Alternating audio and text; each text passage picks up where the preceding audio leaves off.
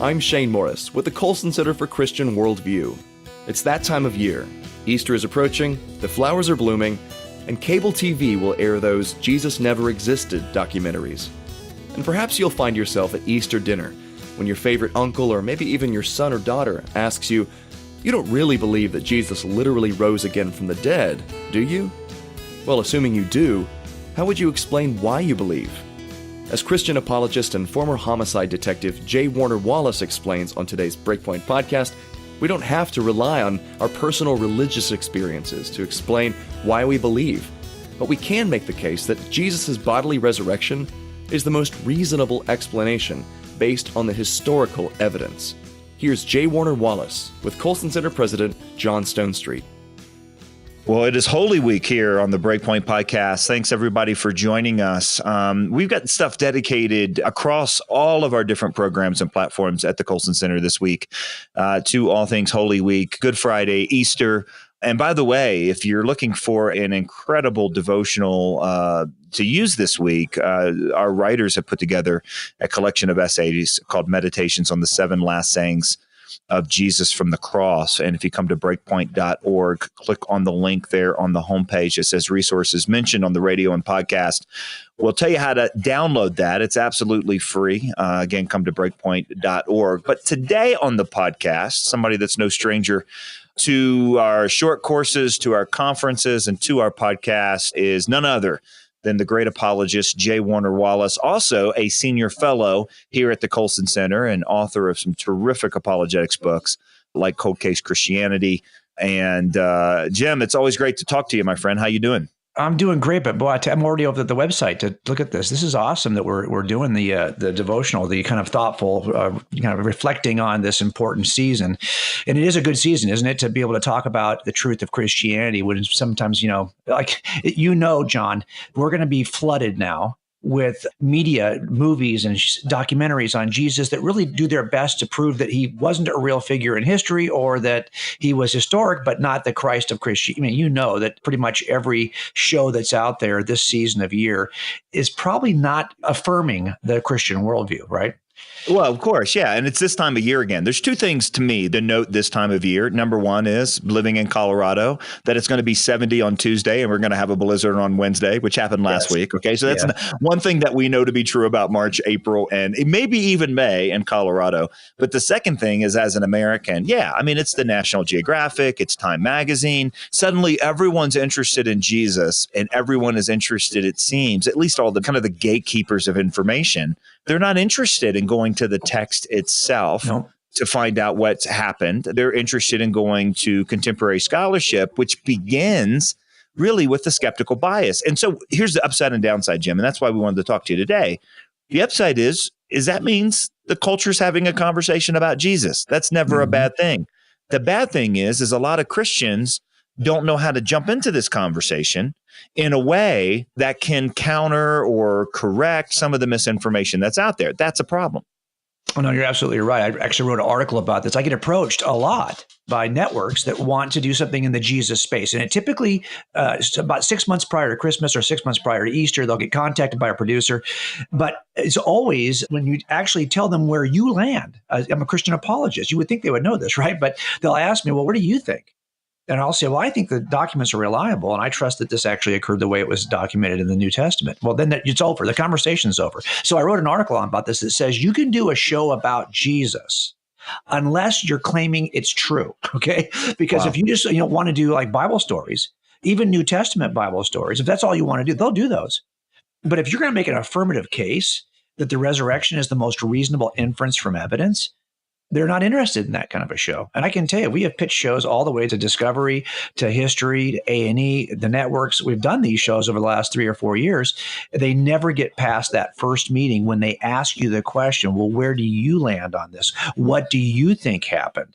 And when they find out that I actually think it's true, it's usually, I know the conversation's over. It might go another 30 minutes, but I know the conversation's already over. So you're right. This is a challenge. But I think a lot of us as Christians, we're not even able to our friends to be able to offer a kind of an evidential approach or, why is this reasonable? Why do we think that it's ever reasonable to suggest that something supernatural like a resurrection is the most reasonable inference from evidence. I mean, it sounds like that would always be the least reasonable inference because it involves something outside of the natural realm, right?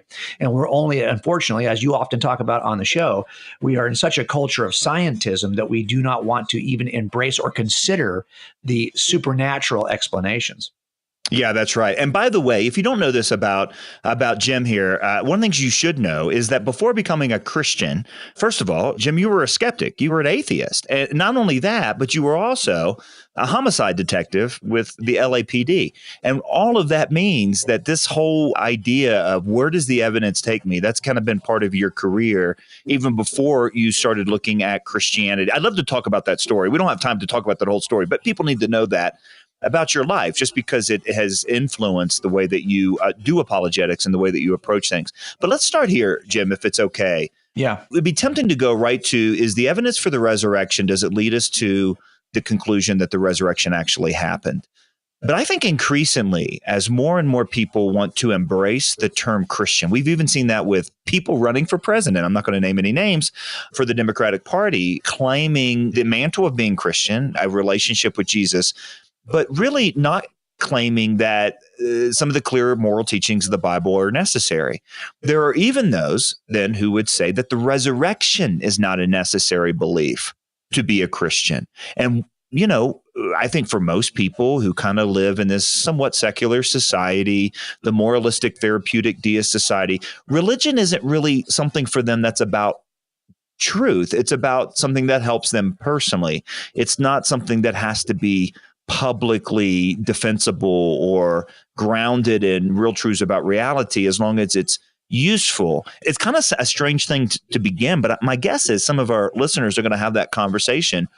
Why is the resurrection even a necessary part of Christianity? Okay, so I'm with you. And I grew up in a family that was not religious. I didn't have any Christians in my family. My dad's second marriage, though, he married a woman my stepmother, who became Mormon within about maybe a year of their marriage. And so they together had 6 kids, all raised LDS. Now, my dad's not a believer. He's not a believer in anything. So he's really a committed atheist. But his 6 kids, my half brothers and sisters, were all raised LDS. I just needed to know what's true. I was 35 when I first started looking at this, and I just wanted to know what is true. Now, what I was comforted by is that in the New Testament, the authors of the New Testament seem to take a very evidential approach. So when I saw that, for example, in 1 Corinthians, where Paul is saying that really this whole thing comes down, read 1 Corinthians 15. That's one of those like 2 or 3 chapters in all of Scripture, the New Testament, that I think are critical. And what Paul says in that is that if the resurrection is not true, you've been lied to. We've been false witnesses, he says. This is the one piece of evidence that was most critical to me as a skeptic trying to figure out if Christianity was true. If Jesus didn't rise from the grave, he's really no better than any other ancient sage, right? I mean, that one thing separates him from everyone else, Buddha, Muhammad, I don't care who it is, that right. separates him. So I just needed to know, is that true? By the way, I'm crazy this way, and I talk about the Frank Turek, and I say this all the time. We're crazy enough to believe that if someone arises from the grave, I'm going to listen to him about everything. I mean, about everything else he tells me about the Old Testament, about ethics, about morality, about marriage. If you come out of the grave, that's a different source of authority. And so for me, I just needed to know, was that thing true? Because that really, to me, defined. And, you know, Paul makes a huge point about this, that this is something we must embrace. He says, I passed on to you as a first priority, of a first importance, what I also received, that Christ died for our sins according to the Scripture, that he was buried, and that he was raised according to the Scripture. So this is something that was critical to Paul. And so I'm just taking the authors at their word. It was important. It is the most important single piece of evidence in the Christian worldview. And if it's not true, those authors are lying to us, and they tell us that. So we ought to pay attention to this. You know, another hurdle I think that gets a lot of people that are skeptics, and a lot of Christians don't know how to respond, is the idea of someone rising from the dead is just beyond evidence. Like, it's so far over the top for kind of our modern sensibilities. And isn't that really what we see from a lot of these media sources that want to cover the life of Jesus, is that, well, we know that a Bible couldn't be accurately transferred from one generation to the next. We know about the telephone game. We know that dead people don't rise from the dead. We know that, in other words, there's this assumption up front that this stuff is the stuff of legend and isn't even subject to evidence? Like, how do you even begin that conversation to point to some of the reasons that this is actually a believable thing right here? Yeah, no, I think you're absolutely right. And I think that what part of this is, I wrote a book called Cold Case Christianity, which are the very first tool of detectives is in the first chapter, don't be a know-it-all. You cannot, the thing we're examining right now, the thing you and I are talking about right now is whether or not a resurrection, a supernatural event could ever be the most reasonable inference from evidence. You cannot begin by saying, well, no, I don't believe in anything supernatural. No, that's the thing we're investigating. You can't say you have an answer to that question yet until you conduct an investigation. To say you know up front before you begin that nothing supernatural can ever occur. Now think about this for a second. I knew as an atheist, I had to at least admit that there was something I could not explain on naturalistic grounds. In other words, by nature, what I mean is space, time, and matter acted upon by physics and chemistry. That is what we typically think of when we think of nature. All we have to cook with in the naturalistic worldview is space, time, matter, physics, and chemistry. Yet I was somebody as an atheist who believed in Big Bang cosmology. In other words, that all space, time, and matter came into existence at a point in the past from nothing. That's what the science tells us. I fell in that position purely based on the science. And I was in that Star Trek generation. I believe that science could tell us, first generation of Star Trek, not the later generations of Star Trek, Kirk and Spock, all of that. So I really thought that science could give us all those answers. And I believed that the Big Bang cosmologists, that was why they still called this the standard cosmological model. They call it that because the vast majority of cosmologists, astrophysicists embrace this view. But here's the problem with that. That means we have to have a cause, a causal agent or a causal force. Forget about agent for now, just a causal force that is non-material, non-spatial, non-temporal, because those things don't begin to exist until the universe begins to exist. So whatever is causing it, and by the way, anything that begins to exist must have a beginner. So whatever is causing this is already outside of the things we would typically define as natural. It's at least, you'd have to say, extra natural or supra natural. And then the only question left is this extra natural force personal or impersonal? That's all that's left to you. So here's my point in saying all that. I knew that as an atheist, I already had bitten the apple that allowed in something other than space, time, and matter. If there is a causal agent, a personal being that created the universe, well, then guess what walking on water is? That's small potato stuff. The resurrections are small potatoes compared to creating everything in the universe from nothing. So I just wanted to suspend my skepticism because I was already in the camp of some form of extranaturalism by believing that the science was telling me something true about the beginning of the universe. Now, I think there's a lot of things in the universe that defy naturalistic. Just think about mind, for example. You can describe brains, they're physical things. You can have physical things in a physical universe. But we get to the problem of mind, and it's called that for a reason, because how do you get this emergence of a non-material entity? It's one thing to have brain states, but to have mental states, those aren't physical. And that causes us to think freely, which you wouldn't be able to do if all you had was a deterministic, physicalistic universe in which there are just brains. My whole point is this. You're already stuck, if you really think about it, with something that's outside the natural realm. If what you mean by nature is space, time, matter acted upon by physics and chemistry. So then the question becomes, is this thing, this force that's outside of nature personal? And might it enter into its creation in the way that Christianity describes? That's all that's really left. But I already had to submit my presuppositions against the supernatural if I was honest with myself. And that's what I think at least opened up a fair hearing of the evidence for the resurrection, right? Because I no longer could honestly hold on to my bias against anything supernatural because I already believed there was something outside of nature that caused the universe. Shane Morris here again. As John mentioned, the staff of the Colson Center has prepared a series of meditations on the last sayings of Jesus as he died. In a beautifully illustrated booklet using sacred art about Jesus' passion, these devotionals can help you and your family meditate on the significance of Good Friday. It's a free PDF so you can download, print, and share. Just visit breakpoint.org/7sayings. That's breakpoint.org/7sayings. Or, of course, you can always go to breakpoint.org and simply click on Resources. Now back to John Stonestreet and J. Warner Wallace.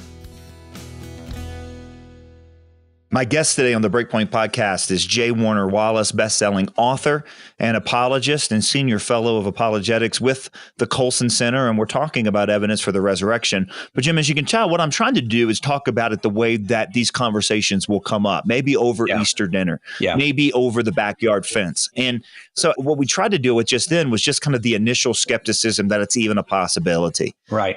Here's how else I would imagine the conversation going. Just, something comes up over the dinner table about Easter, about the resurrection, maybe over, the backyard fence or something like that. And your neighbor or your skeptical relative, or maybe even your kid goes, you don't really believe the resurrection happened. You don't really believe people can rise from the dead, do you? And where do you go? Like if you're coaching us to have that conversation, right. Sometimes it's hard to kind of go and here's step one and step two and step three. Right. Here's the first evidence and the second evidence. How do we get that conversation going and where do we go? Well, I think everyone believes in something extranatural. I mean, all of us do. I mean, maybe you haven't thought about it, but you already believe in something extranatural. And then I start to describe how, in fact, science points to a beginning of the universe. But also, if you're just thinking about this conversation right now, you believe in something extranatural because to have this mental activity defies explanation from a purely atheistic perspective. And by the way, so does free agency. If all you have is your brain, then you have neurons firing in your brain. As we're talking right now, you can kind of have these neurons like dominoes fall over, but you can't control the falling of those neurons. Do you realize there are atheists out there who are very intellectual atheists, philosophers and neuroscientists like Sam Harris, who denies free agency? He thinks that's an illusion because he knows he can't get that from atheism. He has to have a deterministic. Those thoughts were already determined by prior neurons firing. So I would say to begin with is, hey, you know what? Both of us believe in something extranatural. The only question is this resurrection thing one of the things you believe that is extranatural? For me, it is. It's the most reasonable explanation from evidence, but I can understand why you might be hesitant. But don't be hesitant based on the fact that you don't think anything supernatural or extranatural exists. You really already do believe in that stuff, whether you've thought about it or not. Well, then let's go into the evidence for the resurrection. Let's say then the conversation doesn't even start with the skepticism of supernatural in general, but just says, there's no evidence for the resurrection. That's just in the Bible, and you can't trust what the Bible says. Now, there's two ways to go, and you've done incredible work, especially in cold case Christianity, on the reliability of the gospel writers to tell the story, and that's part of the evidence as well. But the other part of the evidence is, was there actually an empty tomb, and how do we know? And what's the best explanation for that empty tomb? So walk us through the case specifically for the resurrection of Jesus. Okay, I will do that. Now, let me just say one thing before we start that, though. I think this is important because a lot of people I talk to who are listening to this right now would say, hey, if I'm going to share about this, I'm just going to share this as a matter of faith and that I have a strong faith and this is what God has done in my life. And this is why I believe this is true. This is God's word. This is why I believe it's true, how it's changed my life. I get that approach. And a lot of people take that approach. But that's what my Mormon family would also say about Mormonism. And that leads me to different conclusions about Jesus.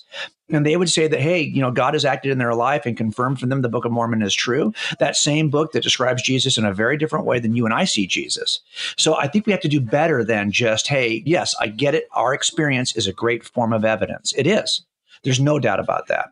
But we have a reasonable faith that has to cross a boundary, has to take a step of trust, but it still is based on evidence that gets it. That's why Jesus would always say, hey, if you don't believe what I'm telling you, at least believe the miracles of the evidence of these miracles I've worked in front of you. And he chose eyewitnesses, direct evidence, to share the message into the next generation. So what I would say, and it comes to the resurrection, is I would say, well, look, this is how crime scenes work. You get there, and there's a bunch of evidence in the crime scene, and you develop in your mind a series of reasonable or possible explanations, at least, to how do I explain this evidence? And then what you do is you start to check off the explanations when they don't work anymore, based on the evidence in the crime scene. So for me, I look at the evidence. Here's what I know for sure as an atheist. And I would have said yes to this as an atheist. Yes, I believe that Jesus lived. I'm not a Jesus myther. I believed he lived. Okay. I believed he died on that cross and was buried. That to me seemed reasonably established by the historical record. I'm okay with that. But that does not mean Christianity is true. I believe also the tomb was empty, because if you wanted to falsify this in the first weeks of this whole narrative, all you do is get the body of Jesus and drag it around town and it's game over. Nobody was able to do that. So we have to deal with an empty tomb. But that does not mean Christianity is true. I could explain that a number of ways. I also would have said that the people said they saw something. The disciples said they saw the risen Christ, but that could be a bunch of malarkey. It could be a lie. It could be hallucination. There's lots of ways to explain that. And finally, I would say that they were on fire. I mean, they were willing to die for their claims, but there's lots of crazy people who are willing to die for false claims. So I would have at least though said, I've got to explain those 4 pieces of evidence.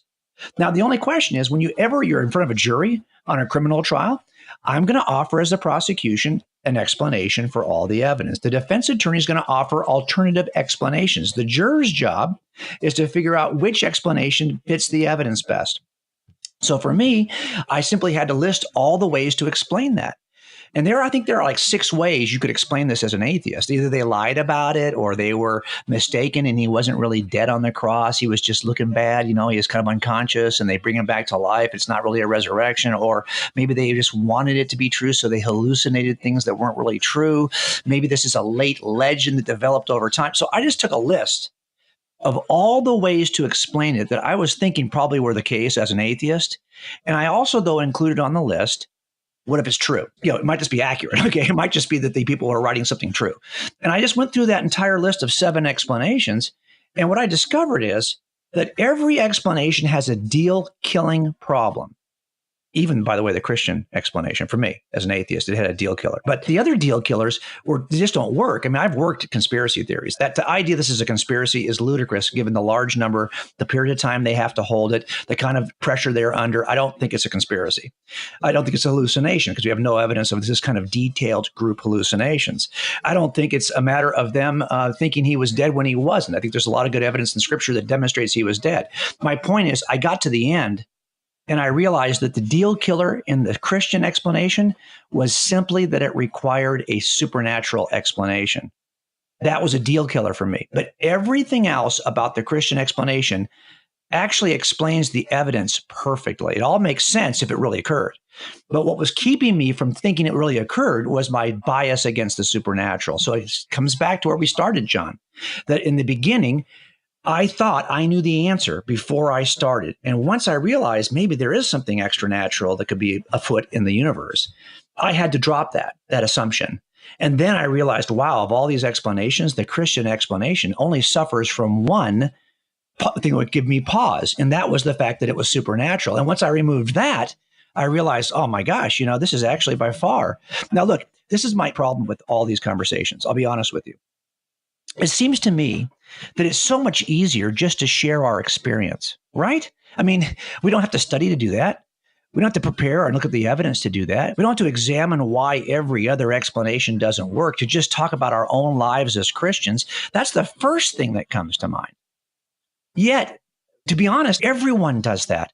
Everyone I've talked to, the most popular answers to why are you a Christian are, number 1, I was raised that way. That's the most popular answer. Number 2, I've had an experience that demonstrated this is true. That's the second most popular answer. Do you realize those are the 2 most popular answers also, though, for Mormons and for Buddhists and for Muslims and for every other theistic worldview? Those are always the 2 most important. You're far more likely to believe something because your parents believed it than any other cause. This is true globally. This is why we see the rise of Islam internationally. It's not on the basis of proselytizing. It's on the basis of biology. They have more kids than us. And you're far more likely to embrace the worldview of your parents. And that's what happens. So I think we have to move beyond. And that means, John, that you and I are not going to be able to give, there's no silver bullets in this. There's no Twitter argument I can make in 280 characters. When people say to me, why are you a Christian and why do you think it's true? I have to say, well, do you have some time? Because I want to be able to explain that to you. But by the way, you and I, we just watched the entire college basketball season come to a close with Virginia winning last week, right? So I listened to your broadcast on the Virginia coach. It was great. Now, let me just say this to you. I think you and I could make an extensive case for why we thought Duke should win that, okay? And you could actually talk about the history of Duke recruiting and the history of the players on that team and how the Zion's been playing on that team. In other words, there are things we've already invested this mental energy into. And so it's not just, well, I like watching Duke. No, I can make a case, a 6-point case for why I think that team should go all the way. Well, how is it we can do that, yet we can't do that on the Christian side when we're asked, why do we think the resurrection is true? How is it we're so invested in one aspect of culture and not in our own Christian worldview? Yeah, I mean, it's a great question. And it's especially depressing, given, and you and I have had this conversation before, we call this the golden age of answers. I mean, and not just with apologetics, but also with just worldview. I mean, also when it comes to the issues around sexuality, so many Christians saying, I just don't know what to say. Well, the answers are there. Like, people have really thought this through, and they've been able to articulate, just like you did, a way to walk forward on these really difficult questions. So if you do not know what to say, it's not because the answers aren't available. But of course, you and I have worked with also a lot of students. And when students get to that point and they've been in church their whole life and they've never heard the answer, then their assumption is, of course, well, the answers aren't there. But that's the most untrue thing. People have thought through this. They've been able to articulate, answers to some of these really difficult questions. And it really is a matter of this belong in Christian discipleship or not. Well, just go to the BreakPoint website. Right now, as I'm sitting talking to you, this is a website that is jammed with answers. The homepage alone goes on about forever and has, I think, 25 different links to articles that make the case for the Christian worldview. So you're absolutely right.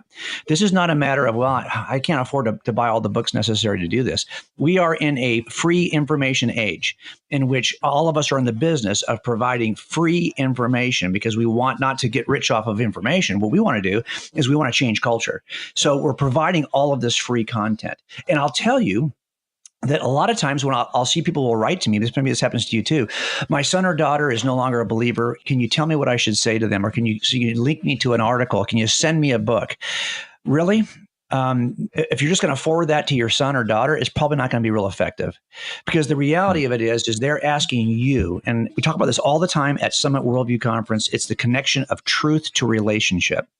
Truth to relationship. I don't have a relationship as an author with the actual reader, aside from, whatever authority I have as an author.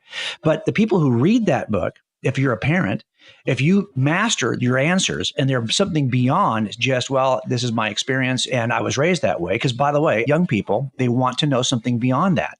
Think about this. Gen Z is the largest demographic it will be in the next 2 or 3 years as boomers are dying. It's bigger than Gen X. It's bigger than millennials. This is the least engaged in the church life, the least engaged in Christian worldview, when they're polled, at least so far, of all of these demographics. And we have them in our family, if nothing else, in our church family. So the question is, am I prepared? Now, look, we just talked about a simple outline for how to describe the resurrection, but it would mean that I'd have to be able to explain to my young people or whoever I'm talking to, why the idea that they lied? Why is it not a conspiracy? Why could it not be a conspiracy? Now, if you drill down for me, I'm going to tell you, well, because I know, having worked conspiracies as a homicide investigator, they require 5 things. And those 5 things are not present in the lives of but that's why we write books, right? We write these books because we know that this is not a short conversation I can have with you. It's up to us to be able to, if we say that this is important to us, if we bemoan the fact that our young people are walking away from the church, then why are we not equipping ourselves to become the best Christian case makers our kids will know? I say it all the time. We don't need another $1 million apologist. We need $1 million $1 apologists. We need all of us to be able to answer these questions. Because, by the way, I used to have long conversations with my dad about whether or not the Cowboys were going to win the Super Bowl. I mean, I can have long conversations about a number of things.